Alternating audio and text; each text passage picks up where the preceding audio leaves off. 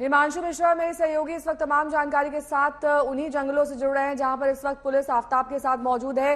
ये बताइए हिमांशु कि अब तक कितने लाश के टुकड़ों की बरामदगी हो चुकी है, क्या कुछ कड़ियां जुड़ पा रही हैं अब तक, और किस पर अभी तक पुलिस को संदेह है, जो अभी भी संशय में घिरा हुआ है, कौन से वो फैक्ट्स हैं? देखिए, सबसे पहले तो मैं आपको वो जंगल दिखाता हूं, यहाँ की तस्वीरें आपको दिखाता हूं। यहाँ से आगे पुलिस जाने नहीं दे रही है, यहीं से आगे जाकर के वो जो बॉडी के पार्ट्स है वो यहाँ से आगे जाकर के वो फेंक रहे था आफ्ताब। अब आप यहाँ पर पुलिस की टीम पहुंची हुई है, आफ्ताब को लेकर के 13 टुकड़े पहले ही पुलिस ने बरामद कर लिए हैं। अब उन 13 टुकड़ों का पुलिस को डीएनए सैंपलिंग कराना है। इसके अलावा और भी टुकड़ों की तलाश है, क्योंकि जो जानकारी मिली है तकरीबन 35 टुकड़े इसने किए थे। उसके बाद जिन जगहों पर इसने बॉडी पार्ट्स को छुपाया था घर में, चाहे वो फ्रिज हो चाहे बेड का हिस्सा हो, उन सभी जगहों को इसने केमिकल से धो दिया था। तो अब जो पुलिस के सामने जो सबसे बड़ा सबूत है, सबसे पहले इसका कबूलनामा है। लेकिन कबूलनामा जो है वो अगर ये कोर्ट में पलट जाए, इसलिए जो भी बयान आफ्ताब ने दिया है उससे जुड़े सारे सबूत जोड़ने की कोशिश कर रही है दिल्ली पुलिस की टीम। इसके लिए 18 मई से पहले, यानी कत्ल से पहले का जो इसका मूवमेंट था, जो इसके तमाम जो इसके सर्च थे, और 18 मई के बाद के जो तमाम इसके गूगल सर्च थे, जो केमिकल इसने सर्च किया कि किस तरीके से खून के धब्बे मिटाए जाए, जो इसकी तमाम लोकेशंस थी, वो बेहद अहम सबूत साबित होंगे इस पूरे मामले में। और इसके अलावा इसने जो खून से सने कपड़े फेंक दिए, उनकी तलाश दिल्ली पुलिस कर रही है।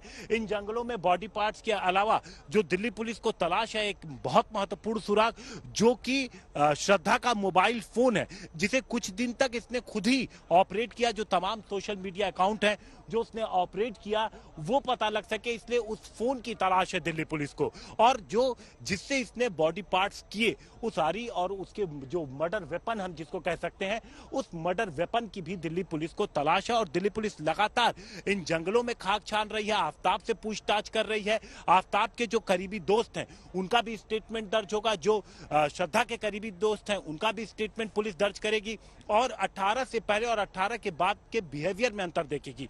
देखिए, यहां पर एक और चीज है, 18 के बाद कुछ ही दिनों के बाद आफ्ताब जो है वो फिर से डेटिंग साइट पर एक्टिव हो गया, और उसकी दोस्ती भी एक लड़की से हो जाती है। वो लड़की जून के महीने में उसी फ्लैट पे पहुंचती है जहां पर आफ्ताब ने कत्ल किया था, और कत्ल करने के बाद जो टुकड़े थे लाश के, अभी वो घर के अंदर ही उसने अलग अलग जगहों पे छिपा के रखे थे। वो लड़की वहां पे पहुंचते उसे भनक तक नहीं लगती है कि जिस जगह पर आप नजर बनाए रखिए, पल पल की अपडेट आपसे लेते रहेंगे। तो आफ्ताब इस वक्त पुलिस के साथ है उसी जंगल में। तो अपनी लिव इन पार्टनर श्रद्धा की हत्या के आरोपी आफ्ताब को बेहद क्रूर और शातिर बताया जा रहा है। चौंकाने वाला खुलासा यह हुआ है कि श्रद्धा की हत्या के बाद जब शव के कुछ टुकड़े फ्रिज में ही रखे थे, तब उसने अपनी एक नई गर्लफ्रेंड को घर पर ही बुला लिया था। उसने सबूत मिटाने के सारे हथकंडे इंटरनेट पर सर्च किए। श्रद्धा के डीएनए का सैंपल ना मिले, इसलिए उसे मिटाने के लिए केमिकल का भी इस्तेमाल किया।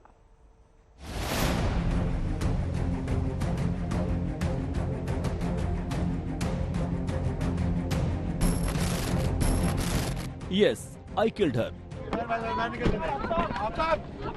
पुलिस के मुताबिक सिर्फ अंग्रेजी में बात कर रहा आफ्ताब इन्हीं शब्दों में श्रद्धा के कत्ल का इकरार कर रहा है। आफ्ताब श्रद्धा को क्यों मारा? आफ्ताब क्या गुस्सा था श्रद्धा से? मगर अब तक की पूछताछ और जांच में एक बेहद चौंकाने वाला खुलासा हुआ है। पुलिस के मुताबिक 18 मई को ही आफ्ताब ने गला दबाकर श्रद्धा की हत्या कर दी थी। अगले 3 महीने तक वो धीरे धीरे शव के टुकड़े ठिकाने लगाता रहा। थोड़ा ठीक से पूछताछ हुई, सस्टेन्ड इंटरोगेशन हुई, क्रॉस क्वेश्चनिंग हुई, तब उसने बताया कि लड़की को उसने मार दिया था। लड़की का गला दबाया पहले, फिर लड़की बॉडी डिस्पोज ऑफ कर दी। तो उसके बाद क्या, किस तरह से, क्या रोजाना बॉडी के टुकड़ों को फेंकने जाता था या एक साथ फेंक? थोड़ा उसने टाइम गैप पे बॉडी के टुकड़े फेंके, अलग अलग जगह पे टुकड़े फेंके। तो कुछ बॉडी पार्ट्स आपने रिकवर किए? कुछ चीजें रिकवर हुई हैं, लगती हैं बॉडी पार्ट्स हैं, बट अभी it is too early to say कि भाई किसके बॉडी पार्ट्स हैं। आरोप है कि श्रद्धा की हत्या के 2 महीने बाद वो इतना बेफिक्र हो गया कि एक बार फिर से डेटिंग ऐप पर एक्टिव हो गया। यहाँ उसकी दोस्ती एक लड़की से हुई। जून और जुलाई के महीने में जब घर में श्रद्धा के शव के कुछ टुकड़े अभी पड़े ही थे, तब उसने अपनी नई गर्लफ्रेंड को अपने घर बुलाया। उसे न अपने जुर्म का पछतावा था और ना कानून का डर।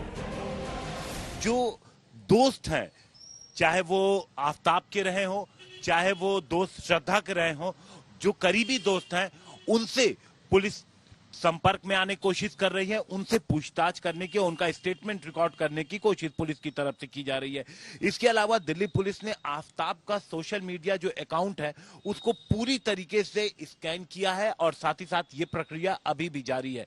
इसके पुराने जो भी रिलेशनशिप रहे हैं आफताब के, जितनी भी गर्लफ्रेंड रही हैं, उनके बारे में पुलिस जानकारी जुटा रही है। इसके 4 दोस्तों की जानकारी दिल्ली पुलिस को मिली है। सूत्रों के मुताबिक ये जो चारों दोस्त हैं, ये जब श्रद्धा मिली थी उसके पहले इनसे इसकी दोस्ती थी।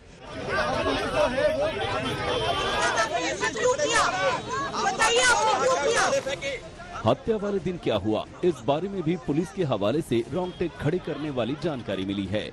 18 मई को श्रद्धा और आफताब के बीच शादी करने को लेकर झगड़ा हुआ। कथित तौर पर झगड़े के दौरान श्रद्धा की छाती पर बैठ गया और उसका गला दबा दिया। हत्या करने के बाद उसने श्रद्धा की लाश को सबसे पहले बाथरूम में रख दिया और फिर इंटरनेट पर उसे ठिकाने लगाने के लिए सर्च किया। अगले दिन इलेक्ट्रिक की आरी लेकर आया और शरीर के कई टुकड़े किए। श्रद्धा के और अपने खून से सने कपड़े कूड़ा उठाने वाली वैन में डाल दिए। आफताब ने श्रद्धा के कई बॉडी पार्ट्स को छुपाकर कबर्ड में, किचन में और फ्रिज में रख दिया। इसके बाद उसने इंटरनेट पर सबूत मिटाने को लेकर सर्च किया। जानकारी के मुताबिक बाजार से सल्फर हाइपोक्लोरिक एसिड खरीद कर लाया।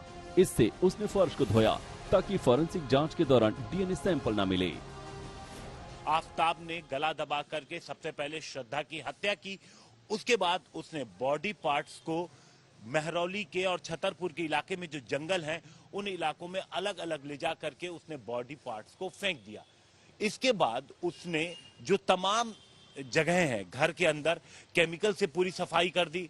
फ्रिज को पूरी तरीके से केमिकल से साफ कर दिया और अब इन जगहों से पुलिस को खून के धब्बे उठाने होंगे। क्या इतनी बार सफाई के बावजूद वो खून के धब्बे पुलिस को मिल पाएंगे, ये एक महत्वपूर्ण सवाल है। यहाँ पर पुलिस की जांच फॉरेंसिक टीम के ऊपर टिकी हुई है कि किस तरीके से फॉरेंसिक से उन्हें मदद मिल पाती है। पुलिस के मुताबिक आफताब ने शेफ की ट्रेनिंग ली थी। हत्या के अगले 2 दिनों तक वो शव के टुकड़े करता रहा।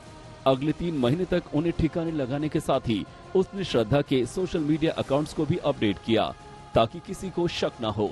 श्रद्धा अपने सोशल मीडिया पर काफी एक्टिव रहती थी। आफताब सोशल मीडिया पर श्रद्धा बनकर ऐप और उसके दोस्तों के साथ 9 जून तक चैटिंग करता रहा।